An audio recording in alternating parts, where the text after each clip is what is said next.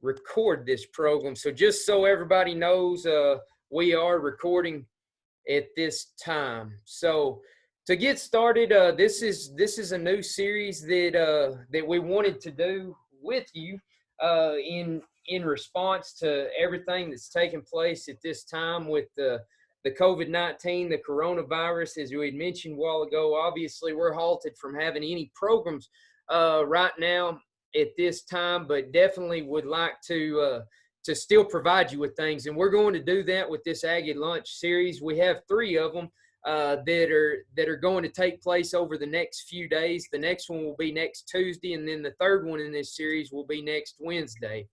Then after that, I'm going to get some cattle programs set up on the online webinars as well. So stay tuned in your email for that. So I've got 2 screens up. So if you see my head go the other direction, I'm looking at the other screen at the PowerPoint because it's not showing up on this screen. So as let's see here. Give me just 1 second.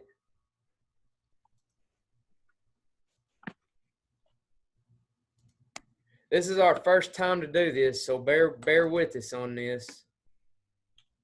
Okay, there we go.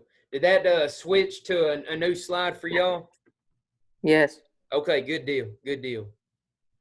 So I want to start off just by saying this was a quote that was done by Jimmy Howard with Howard Ranches in Waurika, Oklahoma. He received an award with NCBA. And one thing that he said is, we're not the owners of this land, we're merely leasing it from the next generation. So as we go through with this slideshow presentation, I just kind of want to set the stage with that in saying that everything that we do on the land currently, whether it's us leasing some property or us owning property, managing property, whatever it may be, everything that we do affects down the line, whether we're mismanaging or properly managing. So the very first and foremost thing that you want to do on your property is you want to obtain a soil test. If you haven't done that yet, I encourage you to do so. I can send you a website, but it's going to be soiltesting.tamu.edu, in which you will obtain a soil test at this time. Down at College Station, they have gone to some skeletal crews at this point, just with everything going on and being on a university campus. And so it may take just a little bit longer getting those soil tests back at this time. But if you've already gotten those back and you have questions on them, feel free to let me know, and we'll be happy to visit with you about your soil test. Hey, Cody. Yes. The ones that A&M is doing, is that your basic soil test, your nitrogen, phosphorus, all that, or do they also, or are they able to include more like the Haney test where you're getting organic matter and that information? So you've got a few different things to select from on there, and it's going to be in that suite analysis that's on the soil test. So just with the routine analysis, you're going to get nitrogen, phosphorus, potassium. You'll get your pH, and there's some other nutrients that'll be included in that, such as sulfur's included in that routine analysis. If you'd like some of those like organic matter, salinity, things such as that, it's going to be other tests that you can select from in that analysis suite. Obviously, they cost a little bit more, but you also have those opportunities to select from. Okay.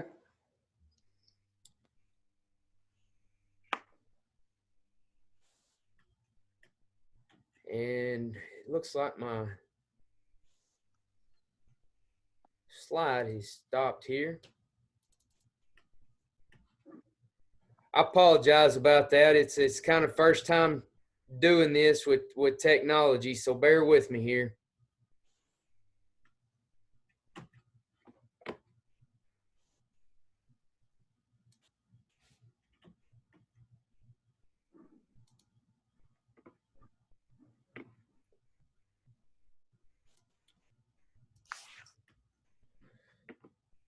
Give me just 1 second. I'm sorry.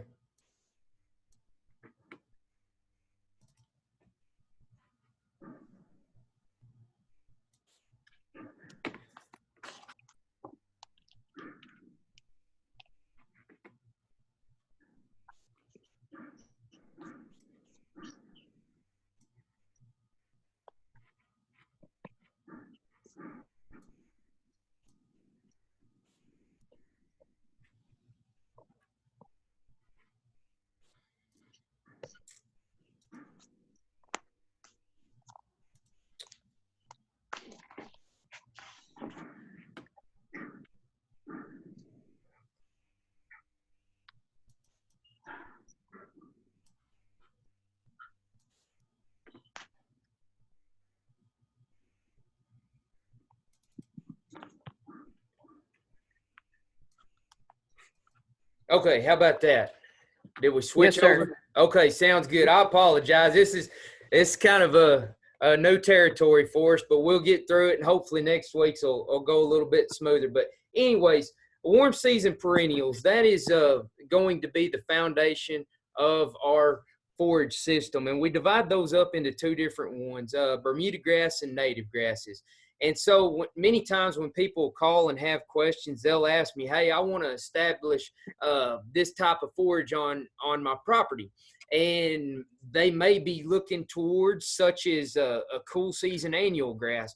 If so, what we usually try to do is if they're wanting to move into those annuals, we're probably looking at a warm season annual program as well, unless we already have a previously established warm season perennial program in which we can come in and overseed. So if you don't have a base of a forage program, we really like to look to those perennials, because that allows us to have a warm season perennial in which we can come in and overseed with cool seasons if one so desires. So we're going to walk through these Bermuda grasses and native grasses, talk about the different ones, and then talk about how to establish each one of them. So Bermuda grass, it's native to Southeast Africa. There was a governor of Savannah in Georgia, Savannah, Georgia, named Henry Ellis, and he had said in 1751, "If this country ever becomes grazing country, it must be through this type of grass." And so, of course, a lot of the work, as you see going down through that slide, a lot of the work, a lot of the development, especially with the hybrid varieties of Bermuda grass, have been done in Georgia. Glenn Burton is credited to two of those in particular that we're going to talk about today. He's credited with Coastal and Tifton 85 are the two that he developed. Coastal came along 1943, Tifton 44, 1972, Tifton 85, 1991. And then Jigs, that one actually was found growing along the coastline of Texas. And we'll talk more about Jigs here in a little bit, the adaptability that we've seen come about here in the North Texas area with our soils that don't drain really well. So with the Bermuda grass, as many of us have talked about before, the spread of Bermuda grass takes place through rhizomes or stolons. The rhizomes are going to be those underground stems. The stolons are going to be the horizontal above ground stems that you see moving along that soil surface. So when we talk about Bermuda grass, we divide it up into two different categories, two different types. The first being seeded, the second being hybrid varieties. Seeded is going to be cheaper to establish. We'll talk about kind of some of the prices here a little bit later on in the presentation. Many of the Bermuda grass varieties that we're using nowadays are going to be blended varieties. We do that to increase the yield potential of those varieties. The other types of Bermuda grass are going to be the hybrid varieties. These are actually sterile varieties. They have to be propagated through sprigs. Sometimes you will see a seed head development on hybrid Bermuda grass varieties. You'll see it sometimes in Tifton 85. If it gets kind of long in the tooth per se, if the stage of maturity gets pretty high on it, you'll see a seed head development on that Tifton 85. Just because it develops a seed head doesn't mean that's viable seed. It's going to be sterile seed. Through the hybrid varieties, of course, they have been bred for one reason alone, and that's to increase yield. You'll hear me talk as we go through here about Tifton 85 being the king of the forages, and we'll be able to prove that here a little bit later on in this presentation with yield trials that we'll see. There's higher nutritive value that you'll find in the hybrid varieties. And in some cases, we've got greater drought tolerant on there. That's going to be in some cases is as we look at some of those. So seeded Bermuda grass varieties, we'll talk about a few of those here. Some that are adaptable here in the Fannin County or North Texas area. And I know we have some that are joining us from other counties, and we certainly appreciate you and hope that the information that we'll give you is helpful to you. Seeded Bermuda grass varieties, the one that we'll talk about right here is the Cheyenne variety. It was developed in 1989, and it was originally a turf grass variety, but due to its higher yielding potential, it's been moved over into the pasture varieties. It's fast establishing, establishes quickly. One thing that we'll see though, and you'll see me reference as we go through here, yield trials that were done at Overton through Texas A&M AgriLife at our Overton research station. It had the least amount of dry matter yield in that 5-year trial. Common Bermuda grass. This is one that probably everybody is familiar with. We see it on golf courses. We see it in pastures. We see it in yards. We see it where we don't want it. Many times in landscape situations or garden situations, common Bermuda grass is considered a weed many times. What does that tell us, though? It's highly adaptable pretty much everywhere that you go. I've got some pictures in some slide presentations that we give to our master gardeners, and it's a picture of Bermuda grass actually growing through brick, and you see it growing through your sidewalks. And so we know it's highly adaptable. It can grow in many different soil types. It can work in the climate that we have here in the North Texas area, southern Oklahoma. And many times, as we find it growing in areas where we don't want it. As far as yield potential, it's going to be about a third of the yield potential of that of coastal, and we'll show you those numbers here in a little bit. As far as the nutritive value, it's going to be comparable to that of coastal. Giant, which is also known as NK37. This is one that you're going to see in a lot of blended Bermuda grass varieties.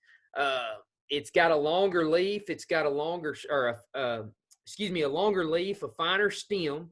One thing that we do find with the giant is that in those blended varieties, or if we go and plant giant by itself, we're going to see the yield decrease over 2 to 3 years because it's susceptible to leaf spot. Leaf spot's a fungal disease that we can experience not only with Bermuda grass. We see it on different types of landscape plants. We see it on different types of trees. But it is a fungal pathogen that we can see develop in the prime condition. What are the prime conditions? Heavy rain followed by extreme heat. And so we've seen that the last few years here in the North Texas area. And so it is susceptible to leaf spot. If you have giant mixed in with some of those blended Bermuda grass varieties, if you're using those, what you're going to want to do is come back about every 3 to 5 years and replant that giant. If you don't, for instance, in Texas Tough, that's one of our blended Bermuda grass varieties. If you don't come back and replant the giant, then that money that you've invested in that blended variety is going to revert back to all common. And so you would have just as well have planted common rather than spending the extra money to plant that blended variety with the giant in there. So you got to make sure and come back and replant every 3 to 5 years the giant. Extremely high yielding variety though. Wrangler's another one. Wrangler is known for its ability to be cold hardy, covers well during the establishment season. Guyman is a variety that we'll see grown up north of Oklahoma City. Typically it can handle colder environments, but whenever we look at the yield potential, Wrangler's going to yield slightly higher than that of Guyman. So you might see as we go through here, you're going to see cold hardiness on some varieties, and you may be asking yourself what that means. So Bermuda grass, we want it to green up as early as possible. Bermuda grass does not like standing in wet feet, and we've known that true over the last few years with the wet springs that we've experienced and the wet spring that we're experiencing currently. And so it doesn't like standing in wet feet. It makes it tough for it to move along when it's experiencing those conditions. But whenever we have a cooler spring or a later winter per se, and don't advance on to those nightly temperatures that may average 60 degrees at night, that keeps our Bermuda grass from waking up, from breaking dormancy, you could say. We've all probably noticed by this point that the Bermuda grass is waking up. It is breaking dormancy. So those colder, those varieties that are more cold hardy, they can break dormancy earlier. and they're more tolerant once we get into the fall of those cooler days. Typically, whenever we get into October per se, we tend to see yield trend downward. Those varieties that are more cold hardy or more cold tolerant, they're going to stay green or maybe slightly growing a little bit into those fall months. Moving on to our blended seed mixes.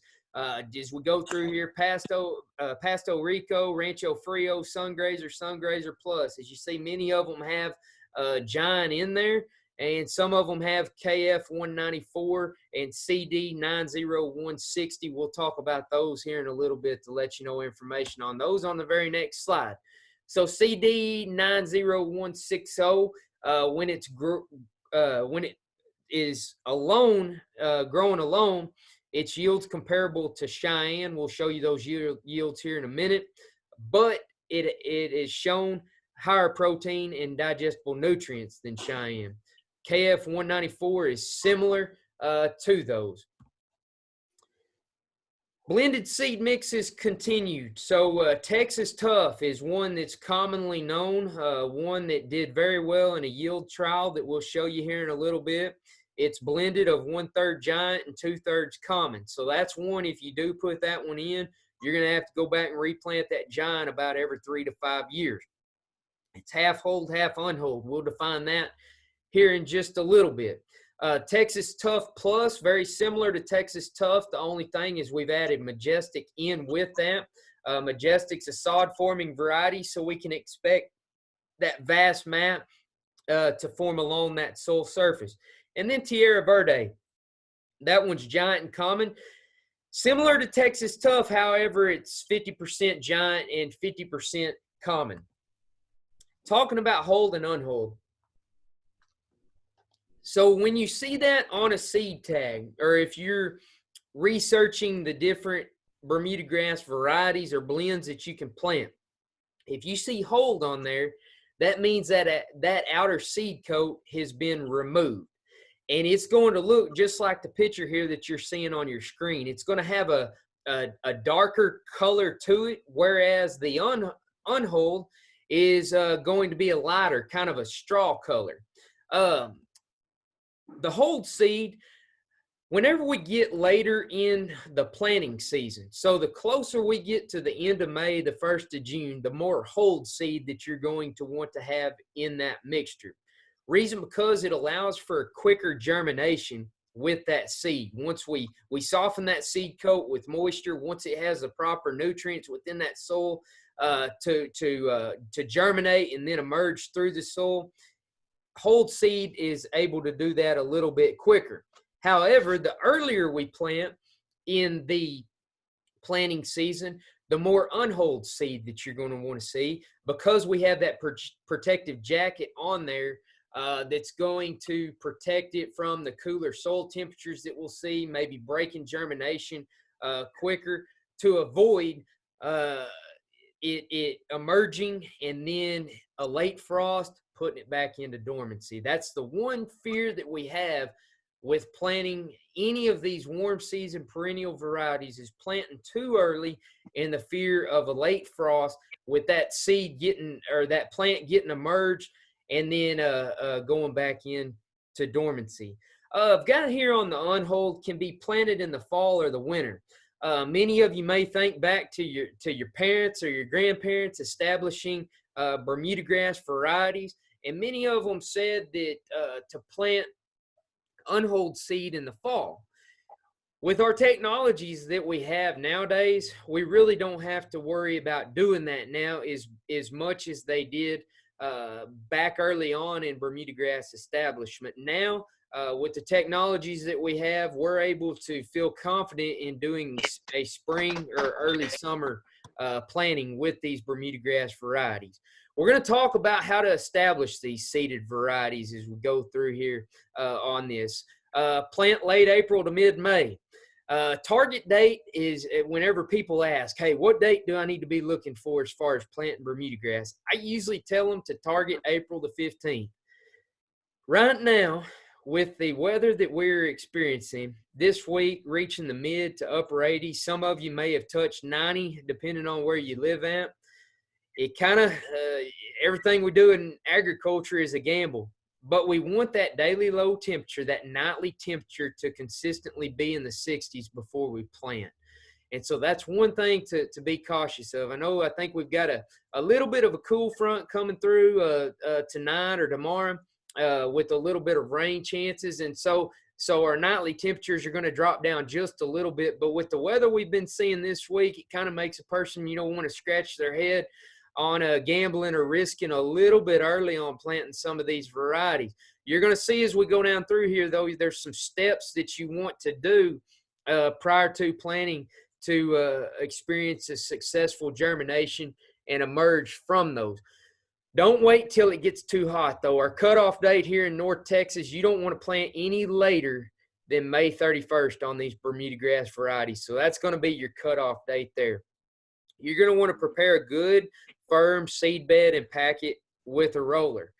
As we go through here, we want to try to eliminate all existing competition that Bermuda grass is going to have. So what would that be at this point in time? Well, all of that volunteer ryegrass that's coming up right now at this time, all of those cool season or early season weeds that are coming up at this time, we want to eliminate all of that competition.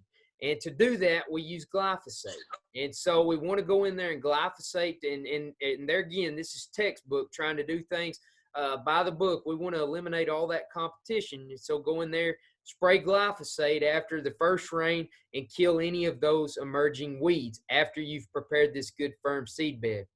Once they turn brown, you want to go in and you can broadcast the seed at 5 to 10 pounds per the acre and pack it again to obtain a good seed to soil contact. Many of those seed bags are going to tell you 8 to 10 pounds. If you're broadcasting, we highly recommend you go towards that 10 pounds per acre. That's going to allow you to get a little bit more seed out there for a successful germination. If you're using a brilliant seeder, which is pictured right here, then you can go at 8 pounds per acre on the Bermuda grass if you're using a brilliant seeder. And I want to make mention, I know we've got him on here with us today. Ryan Closey is the USDA NRCS District Conservationist. Through the Soil and Water Conservation District here in Fannin County, there is a brilliant seeder and a no-till drill. We'll show you a picture of a no-till drill here in a little bit. But those are available to rent to the public. So I'm going to give you a number real quick, 903-583-9513. Extension 3 is going to be the number that you'll want to call if you're interested in renting the brilliant seeder or the no-till drill. I'll say that number again, 903-583-9513, and it's extension 3 if you'd like to rent those. Just a few other things there. I've got May 1st there as the target date for Northeast Texas. We're really shooting more towards April 15th. And of course, this is some information that was put out on our Forage Facts website, which might be a little bit further east than where we're at right here. But about April 15th is going to be our target date. One thing I'll notice on there, after the weeds turn brown, it's going to take about 5 to 7 days after you make that glyphosate application for those weeds to turn brown or those weeds to be completely killed. Moving into our hybrid varieties here, Coastal, Tifton 85, Tifton 44, and Jigs. Those are going to be the big four that are planted in the North Texas area, and we're going to talk about each one of those. So Coastal. Many of us are familiar with Coastal. You go back to the 50s when a lot of Bermuda grass was being sprigged here in the North Texas area. Coastal was the one that was being planted at that time. As we saw earlier on in the presentation, 1943 was when it was developed and then began being released to be sprigged. Highly productive, works well in all types of climates. It has longevity. If you have Coastal on your place and you're not for sure when it was sprigged, you can probably date it back to the 50s to the 70s of when that was sprigged. So the longevity is great with that. It's a little bit more drought tolerant than that of common. It can tolerate more grazing pressure than common Bermuda grass or seeded variety can. Reason because is the yield potential that you're going to get with the coastal. Cost of establishment. I'll go back. I'm sorry I didn't mention this a while ago, but the cost of establishment on the seeded varieties, you're going to be anywhere from about $80 to about $140 is going to be the seed cost of those. As we trend upwards of that higher cost there, that's going to be those blended varieties. They're going to be the ones that cost more. Anytime you get into those higher yield potential varieties, you're going to be looking at higher cost to establish those. But on coastal, you're going to run anywhere from about $150 to $200 to the acre to get that established. Tifton 85, the highest yielding potential of the Bermuda grasses that we have. It has large stems. It has long stolons, large rhizomes. The leaf on this is huge once you get it established as compared to other Bermuda grasses. In a 3-year trial in Georgia, Tifton 85 produced 26% more dry matter and was 11% more digestible than that of coastal. The reason we see it being more digestible is because of the leaf to stem ratio. We've got a greater leaf to stem ratio on Tifton 85 than we do any other Bermuda grass that is out there.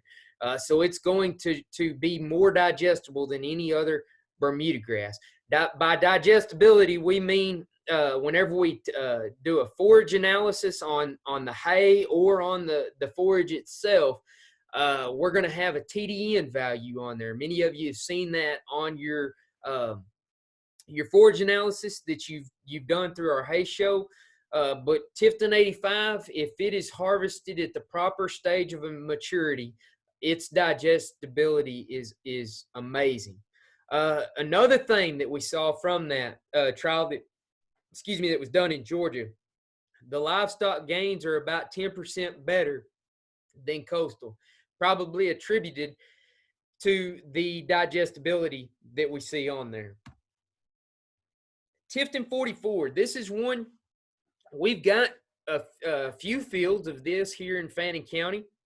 It was released in 1978, as we saw earlier on in the presentation. Very, very similar to coastal. If you saw Tifton 44 and coastal hay standing side by side in a square belt, it's pretty tough to distinguish them. They look very, very similar. In all their attributes, as far as the nutritive quality, are going to be very similar to each other. Tifton 44 was shown to have 15 to 20% higher average daily gain, is what that ADG means in cattle during the summer months. It's got about a 20-day longer growing season, so it's going to wake up about 10 days earlier, and it's going to go into dormancy about 10 days later than coastal. It is slower establishing, though. You're going to need about 3 years to be patient with this with no competition. Common is probably one of the most dreaded nightmares whenever we talk about establishment of these sprig varieties. Of course, we can get into talking about crabgrass. We can talk about foxtails, things that come in that are considered to be weeds when we're trying to establish these Bermuda grasses. Whenever you spend the money, whenever you look at the investment of these hybrid varieties, common Bermuda grass is your worst enemy, but because it's going to come in there and try to establish itself amongst these as well. Jigs is one we saw. It was found along the coastline of Texas, along the Gulf Coast. Dry matter yields are comparable to that of coastal and Tifton 85. One thing, and I haven't been able to find yet a research trial to prove this. It's just through experience that we've seen here in Fannin County. It's experience that we've seen through other counties across the state of Texas. Jigs is more adaptable in soils that don't drain very well. So when we look at Fannin County, the south side of Fannin County, in our blackland soils, when we look at Collin County, when we look at the south side of Grayson County, south side of Lamar County, Delta County, if any of our viewers are tuning in from those counties, When you're dealing with the blackland soils, we know that they don't drain well. We've got some jigs here in Fannin County that's on blackland soil that's doing well. The only thing that we have to watch out for is when we look at this doing well in soils that don't drain well, we typically have more problems with fungal issues in those soils because of that water standing in that soil with the water holding capacity in that soil, and then our hot, dry days that we can experience here in the drought times here in our area. So the one thing that we have to worry about is this variety being highly susceptible to rust, which is a fungal problem that we see many times here in this part of Texas. We see rust problems on our cool season annual grasses that are out there, such as wheat. Sometimes we can see it in ryegrass as well. The other thing about jigs is it's not as cold tolerant as coastal. Establishing these sprig varieties. If you're wanting to sprig one of these 4 varieties for this year, we're too late, unfortunately. We should be with it breaking dormancy. We're right on the mark of fixing to sprig these if some hadn't done it already. So we're right there on the brink for getting these varieties sprigged at this point in time. We want to start the process a year early. And so we usually start that process in late summer or the fall prior to sprigging. And we do that by destroying existing vegetation.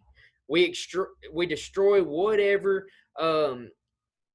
warm season grass that's growing out there, whether it's a grass or if it's weeds that are growing, and we do that with glyphosate. We begin our initial seedbed prep about 2 weeks after that application. And if anything comes up that's a warm season perennial variety, we can continue to destroy those with glyphosate. As you can see in the picture there, one thing that we do have to worry about with this starting the fall prior to is when you have no ground cover, erosion is an issue. So we have to come and plant a small grain or a ryegrass to help prevent erosion. There are some upsides to that though. By doing that, we might have some opportunities for some grazing in late fall, early winter there. Whether we want to bring in some stocker calves or stocker cows, or we may have some cattle on another pasture that we want to bring over to give it some rest and be able to do some short-term grazing on this. But after you've done some grazing, you're going to go in there and you're actually going to kill that you planted of that warm or that cool season grass that we've put out there. We want to obtain a soil test at that first herbicide application. So whenever we go in there and do that first glyphosate application, that's when we're going to want to do that soil test.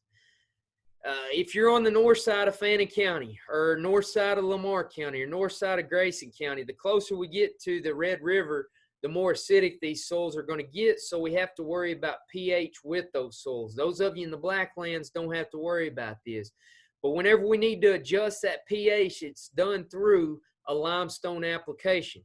And so we're going to either make that limestone application. Hopefully, if we're doing things textbook, we're making that limestone application during the fall or during the winter time to allow that lime to be able to adjust that pH, because limestone's going to bring our pH up, or it's going to be a neutralizing media that we can put into that soil to neutralize that pH. As we go down through here, we can see some more information about and if you need these slides, feel free to email me and I'll make those available to you. But just for the sake of time, I'm going to kind of skip down here to the amount that we're going to plant per acre. 30 to 40 bushels per acre is going to be how much we're going to plant of these sprigs, and we're going to put them 2 to 2.5 inches deep. We don't want them deeper than 3 inches in this soil.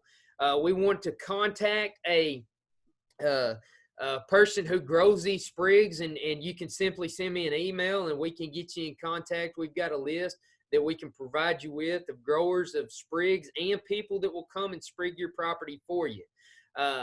So So we're going to want to put that the phosphate and the potash is something else to mention into that soil prior to planting. We're going to get a little bit of nitrogen with that phosphate application just due to the diammonium phosphate being formulated in an 18-46-0 formulation of ratio of nitrogen to phosphorus to potassium. And then any additional nitrogen that we need to apply according to the soil test, we'll do that as it reaches an actively growing state. And typically that's going to be about 40 to 60 pounds of nitrogen. As we move on into the growing season of this, hopefully it works well for us, but we may have to, whether it be through a hay harvest or some light grazing in the fall, we may have to graze it or take a hay harvest to manage that if things go well for us. I mentioned the trials that we talked about a little earlier on. Here's a 3-year, on table 6, a 3-year yield trial of some varieties. Of course, Coastal Tifton 85, and then you get into some of the seeded varieties in there. Table 7's another one with the seeded varieties that you'll see that only in that one. And then here's the big one that I wanted to show you. You heard me mention earlier that Tifton 85 was the king of the forages. In this 5-year trial that was done, it averaged 10,747 pounds per acre of dry matter forage. As you can see, in 2001, it had yields that were as high is 15,000 pounds per the acre. You can go down through there and you can see how all of these did in that 5-year study.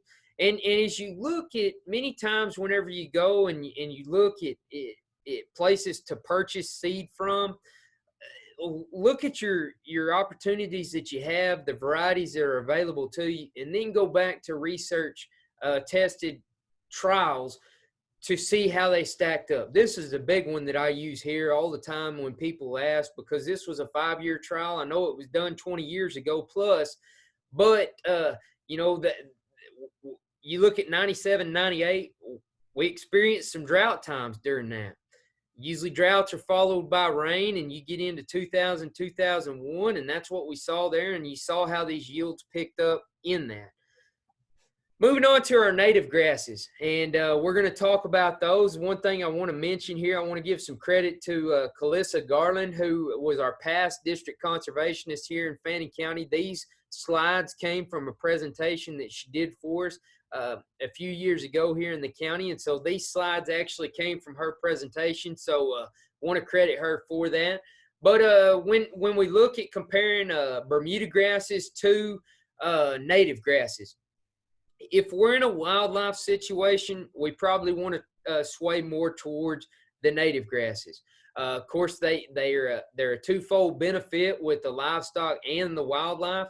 Whenever we look at yield potential situations, if we're wanting to stock a place a little bit heavier, native grasses can't hold up to the stocking that Bermuda grass can. Reason because is native grasses don't respond to the nitrogen fertilizer like that of Bermuda grass. We can do a heavy graze down on Bermuda grass, come back, put 40 to 60 pounds of nitrogen per acre, and with a little bit of rain and a little bit of rest, boom, we're right back to where we were. And so that's the advantage that we have with the Bermuda grasses. Native grasses, we want to kind of have in our mindset of a take half, leave half type deal. We're going to have short, mid, and tall native grass varieties. And so whenever we think of that take half, leave half mindset, we can't graze it down as much as we can those Bermuda grass varieties. So I'll talk through them as we go through here, and then we'll close this presentation in a little bit with the establishment of Bermuda grasses. Little Bluestem. It's a warm season mid grass. It's going to be about 2 to 4 feet tall. It does well in most soil types that drain well. And the value that you have with it is it's good for livestock. It creates a great environment for nesting for our ground birds. So when you think of for turkey or quail, if you're trying to habitat those game birds here in this area, you want to look towards Little Bluestem as a variety. Another one is Big Bluestem. It's going to be a taller grass. Of course, it's very similar to little bluestem, hence the name, but it's going to get about 3 to 6 feet tall. Kind of a distinguishing factor of the big bluestem is you can see on the picture there, its seed head is going to resemble that of a turkey's foot. It's adaptable mostly to deep, fertile type soils, and it's excellent forage for livestock. And this one, whenever we get into some of those taller native grass varieties, this one, switchgrass, we'll show you here on the next slide.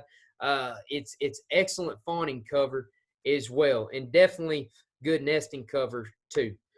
Switchgrass, it's a tall grass variety. It can get to 3 to 8 feet tall, and this one, if you let it grow, we've got some excellent switchgrass established pastures and hay meadows across Fannin County. There's some that are visible to you.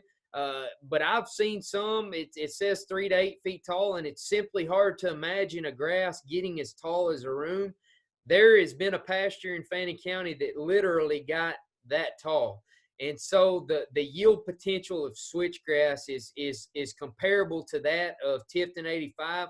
In some cases might be a little bit higher given the proper environments. And we'll show you a yield trial here on Bermuda grass here in a little bit that was done in Kentucky. As we mentioned, it's good for livestock grazing. The seeds on this one are actually eaten by birds. It provides that good nesting for our birds and also for fawn cover as well. The root system on this grass, fibrous root system, is quite simply amazing. It's going to be very, very dense. Indian grass, this one's another one you see growing along the roadsides, and I'll mention too as we look at our medians in the road, or if you look along the roadsides, you'll see some of these native grasses that are growing. If you travel Highway 82 between Bonham and Sherman, you'll see as we get a little later on into the years, we get into July, August, September, you're going to see a ton of switchgrass growing along the road. Also Indian grass, we see that growing along Highway 82 as well. This one is another one that'll get about 3 to 8 feet tall. It's excellent forage for livestock. Turkey will actually eat the seeds of Indian grass. And so if you're trying to habitat turkey, establish turkey on your place, this one's probably going to be one to look at as well. Eastern gamagrass is one that will get about 3 to 5 feet tall. All of these native grasses too, I failed to mention a little earlier on, they're going to have a down at the base, they're going to be clumps. They're going to form clumps down at the bottom. And so if you end up shredding pastures in these native grass pastures, it gets pretty difficult to shred those pastures, because if we let it establish properly, the ability for it to form these large clumps down at the base. Just for the sake of time, I'm going to move on to the next one, Buffalograss, and we're coming down to the end of the presentation, so hang with us here. I know we're over 30 minutes, but hang with me. We're nearly done. Buffalograss, this is one, if you think back to the drought of 2011, people begin to look for lawn or turf grass varieties that were so-called drought tolerant. Of course, we know that any type of grass in August, early September, latter part of July here in the North Texas area, it just gets hot. I mean, you think back to the last few years, we've experienced extreme rain conditions. However, within those same years, we've dealt with extreme drought conditions as well. So when we get during those times, if we can get about a half an inch of rain every couple of weeks, that's going to keep any of these forages, whether it be Bermuda grass or the native grasses, it's going to keep them moving along quite a bit. However, the later we get into the year, it seems like the more productive the native grasses get. Many of them are reaching their full stage of maturity at that point. They're putting on those seed heads once we get into August and September, and you'll see those seed heads visible as you drive down the road in many of those pastures. Whenever we look at planting these native grass varieties, we like to put them in blended mixtures. And so here's just some examples. I mean, this is not set in stone by no means at all. But these are just some examples of what you would see if you're putting together a mixed native grass variety. Whatever seed company you may be working with, they probably already have some of these put together. So whenever we're preparing our seed bed for our native grasses, again, whenever we look at being successful with this establishment, we want to continue our mindset of destroying all existing vegetation. If we're doing a chemical kill on the existing vegetation, we want to use a no-till drill planting method. I'll show you what a no-till drill looks like here on the next slide. If we're doing a mechanical seed bed prep, then we want to start in the early fall prior to planting. We're going to use a disc to break that ground. We're going to continue that thought of killing the existing vegetation. We'll harrow or lightly disc, and then we'll use a roller to compact that seed bed. Whenever we plant these native grasses, most seeds shouldn't be planted any deeper than 1/4 of an inch. Many times we're going to try to get it about 1/8 of an inch deep. You're going to put about, make sure that seed drill, whenever you're setting that it's set to about 6 to 7 pounds per acre.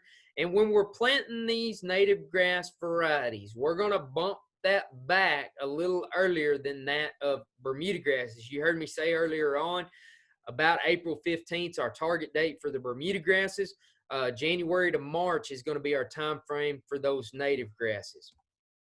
So planting, I told you about the no-till drill.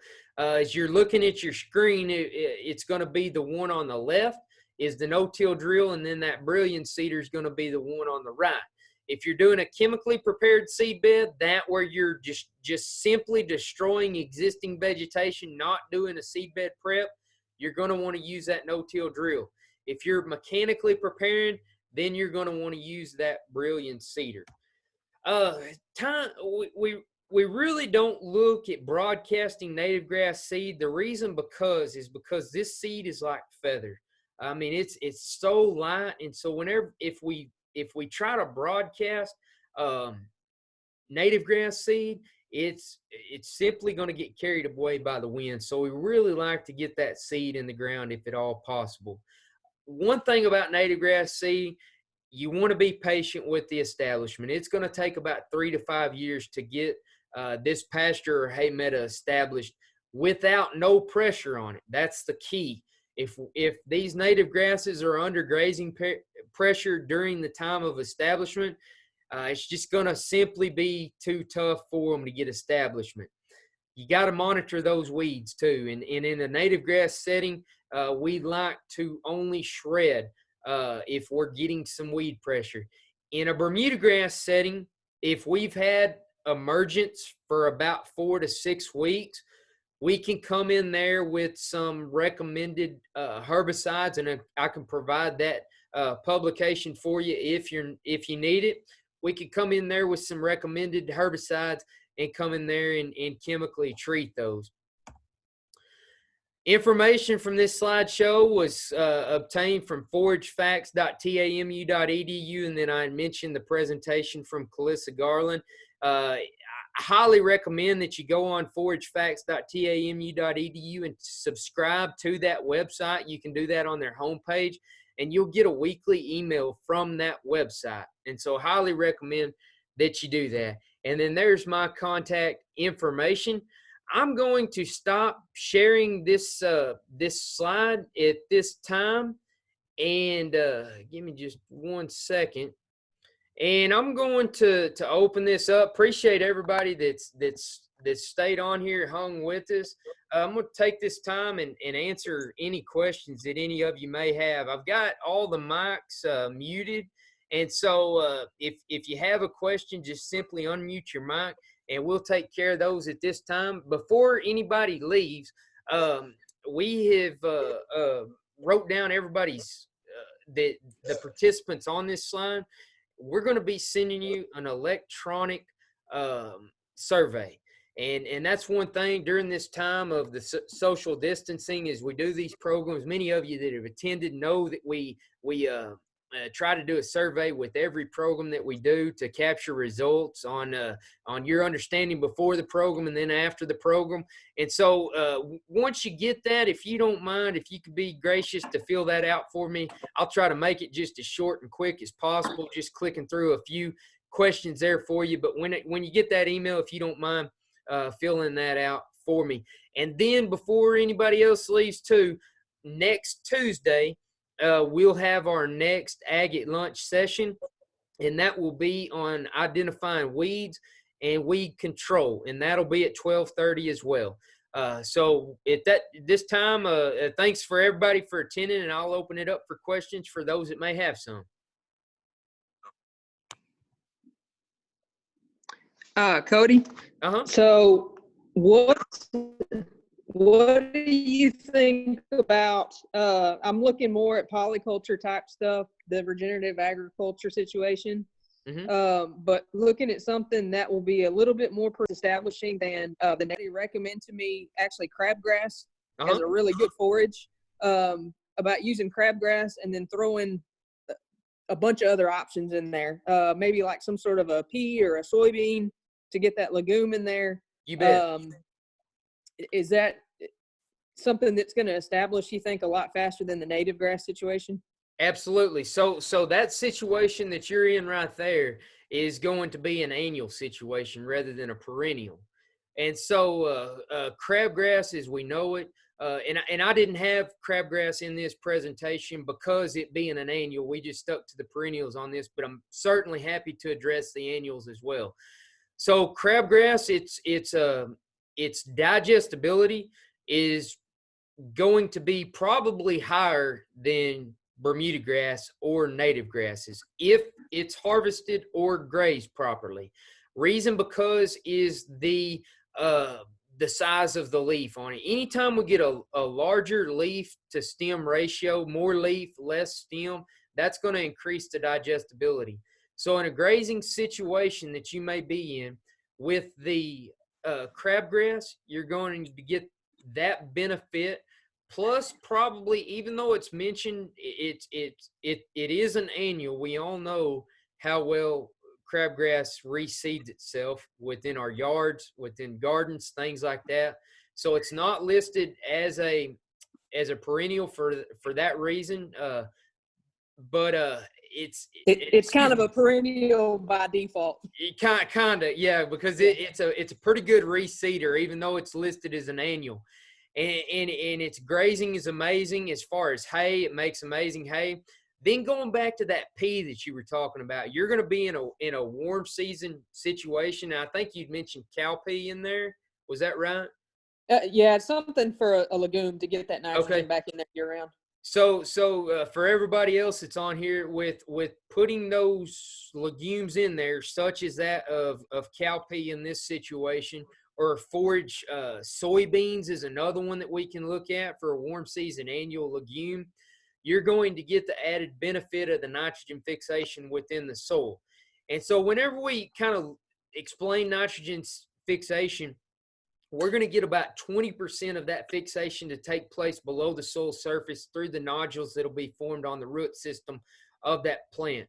The additional 80% of the nitrogen that we'll have applied is going to be from the animal consuming that plant, and then the manure that's put back out on your property. And so if you are in a situation where you're grazing legumes, whether it be the warm season or the cool season legumes, which we have a lot of opportunities there with our clovers and our veg, you want to make sure, if you can, to try to spread that manure around. Or if in a situation where we might be in a high density stocking situation where we're in a intensive rotational grazing situation, we're probably going to have more animals on a smaller piece of property. Therefore, we're going to have more manure over a smaller area.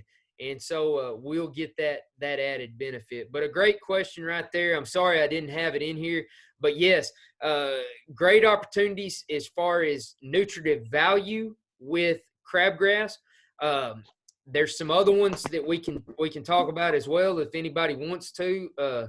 We have the hay grazers, our sorghum Sudan crosses.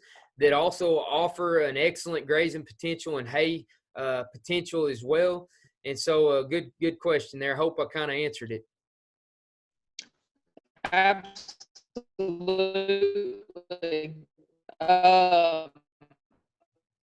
I'm basically trying to read some way overgrazed, undermanaged, field for many years, so it had some terraces. The water is no longer an issue. Yellow nut sedge and some other sedges. Sure. The crabgrass and stuff like that. Do you think that'll be able to choke that stuff out? We would hope so. If you get a good established pasture out there, and I'm sorry I missed the first part of that. It was kind of cutting out a little bit, but we would hope that the crabgrass, it should be fast establishing. Crabgrass loves wet, moist soils. And many times whenever we look at trying to control crabgrass, usually whenever it stops raining is when crabgrass starts kind of going downhill a little bit.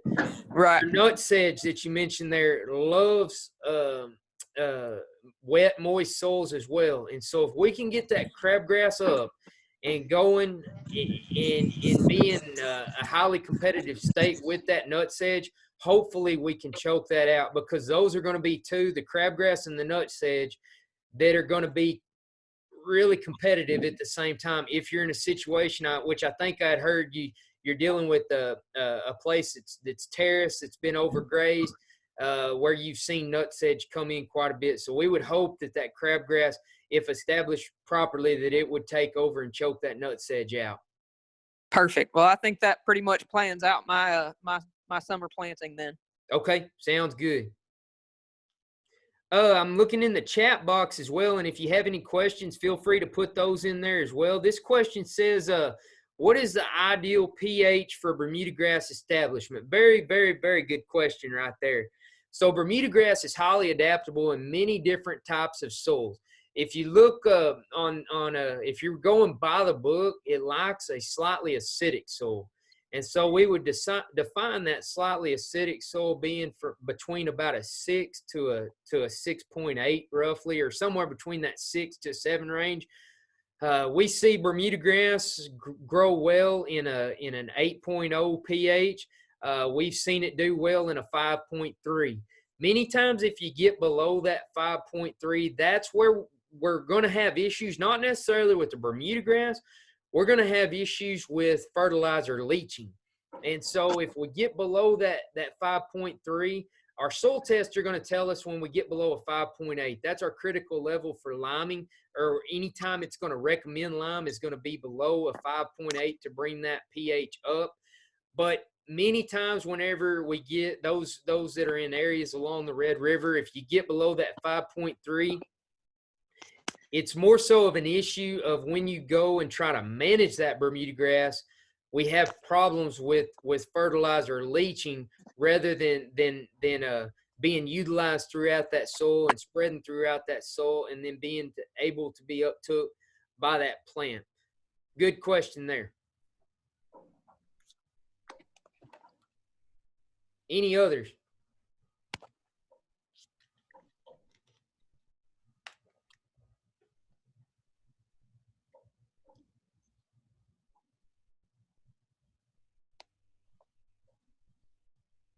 Any other questions? I'll be happy to take anything that, if you've got any other questions that you may be dealing with that may not pertain to Bermuda grass, cattle questions, or whatever you may have, we can address those too.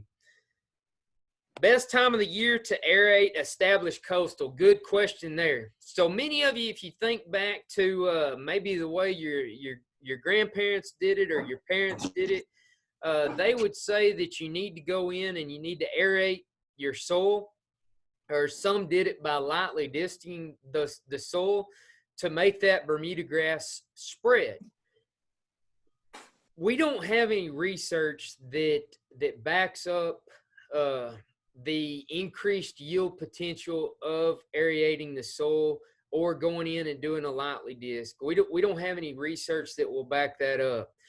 But there's many people that still do it, and that they feel like they experience increased yields from it. Many times with our cattle situations, especially with the last few years that we've dealt with, all the rain and then drying out, those soils have become pretty compacted. And so if we can go in there and aerate that soil, it helps it breathe a little bit. And so the best time to do that is we want to do it when that Bermuda grass is in a dormant state. So typically about the 1st of February is the time frame that we're looking at if we're going to go in there and aerate or lightly disc that soil. We certainly want to do it before that Bermuda grass breaks dormancy. And if you think back to the last 3 years, we've had Bermuda grass in yards break dormancy the middle to the latter part of February, just due to the milder temperatures that we've dealt with over these winter months. And so if you're going to do that, you want to definitely make sure you do it before it breaks dormancy. So anytime January 1st to February is when you're going to want to look at. Good question there. Cody? Yes, sir. First of all, it's a good method for communicating, especially since we've got the situation going on, but also for those of us who are out of the city, or in the city rather than out in the country. It's a good way for us to hear what you're communicating. One of the things I wanted to ask was, is there going to be an opportunity to earn the applicator credits given the situation that we have now? That's a really good question. So to be able to do so, say for instance on a program such as this, what we would have to do is we've got to apply through Texas Department of Agriculture to be able to obtain those for something like this, which would be considered an online correspondence course, is what this would be considered as.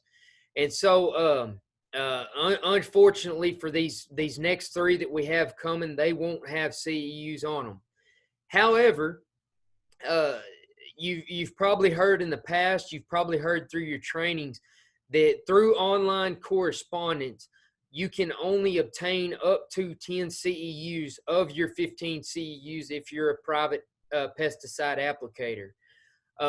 Only 10 of those CEUs can be done through online correspondence. Given the situation that we're in, TDA has actually waived that for 2020. And so just use the example. If your license expires on April 29th of 2020 and you don't have any CEUs so far, you're going to be able to obtain all of your CEUs through online correspondence courses, which can be done. You can find those on Texas Department of Agriculture's website, or you can simplify things and just send me an email and I'll send those to you. And so there's no need to worry about obtaining your CEUs if you're coming up on expiring here pretty quick, which I've received some phone calls today and earlier on this week about some people that were in those situations. There's no need to panic. You're going to be able to get those CEUs through online correspondence. So if you have any questions about it, let me know. Thank you, Cody. Yes, sir. You're still on. Any other questions? Hey, Cody. Yes. Can you hear me all right? Yes, sir, Pat. I've got you. Just go back to what you were talking about, the lightly disking of the fields. I try to go ahead and do it every 3 years to 4 years. I do it in as soon as it can get dry in the wintertime once everything's gone dormant. Okay. But another advantage I found, some of the hay meadows that I do takes the ruts out that are created during the early spring cuts or late spring cut, but it also helps with the hog wallers covering them and trying to level some of them out. Yes, but sir. The main thing is, like I found, is I need to get it done, in the wintertime and make sure it's dry enough to do it to where it doesn't overclod. Right. But I've had good success with it. Good deal. Good deal. Yeah, that's try to watch the grass, and if the grass starts to get thin, and I do, it basically the next spring it looks like it has multiplied. Good. That's definitely an advantage that you mentioned right there. Is we've got so many hogs here in this area, of course, all across the state, and with our wet winters that we've had over the last few years, of course, we've made tracks and ruts with tractors. Our cattle walking around, going from hay bale to hay bale and moving around the pastures. That's caused some pastures to get a little bit more rough than we'd like them to. And so by that, appreciate you saying that, Pat, that we can kind of smooth those pastures out by doing it, not only allowing them to breathe a little bit better and helping that Bermuda grass spread, but we're actually able to smooth them out a little bit. One thing that we will also mention on that too is anytime you go and you lightly disc a pasture, whether you be in a situation that we're discussing right now with trying to smooth these pastures out or aerate per se, but anytime you break up the ground, you're going to be exposing weed seeds. And so just want to caution you and let you know that if you have a fully established Bermuda grass field, pasture, whatever it may be, we want to promote intensive management strategies. So hopefully you're doing your soil test early on in the year, and then you're going to be fertilizing by the recommendations of that soil test. Hopefully we can get that Bermuda grass to green up a little bit earlier in the year, promote fertility management, and hopefully get a spread to choke out any weeds. But if not, just be prepared to be ready to attack those weeds if you're in a situation like that. That's a real good point, because there's weeds that we've never seen before that come up with a lot of this rain. You bet. So in April, be planning on going ahead, April no later than early May, to go ahead and spray for weeds. You bet, yeah, because those early weeds are going to be jumping up in there for sure. Appreciate you, Pat. Now, if you want to talk cattle, when are we going to sell at the market? Oh, it's a tough time right now, isn't it? Well, all the markets, all the sale barns are saying, try to hold on for another 30 days. Thank the Lord we've got good grass is coming up now to where we can turn them out and pasture them after we got them out of the feed lot, out of the mud and slop. That's right. We've got soil moisture. We were fortunate to have a mild winter to allow those volunteer pastures to come up. If you didn't plant anything, you're probably got some volunteer that's coming up and are able to utilize that at this time. But cattle markets are pretty tough right now. Any other questions?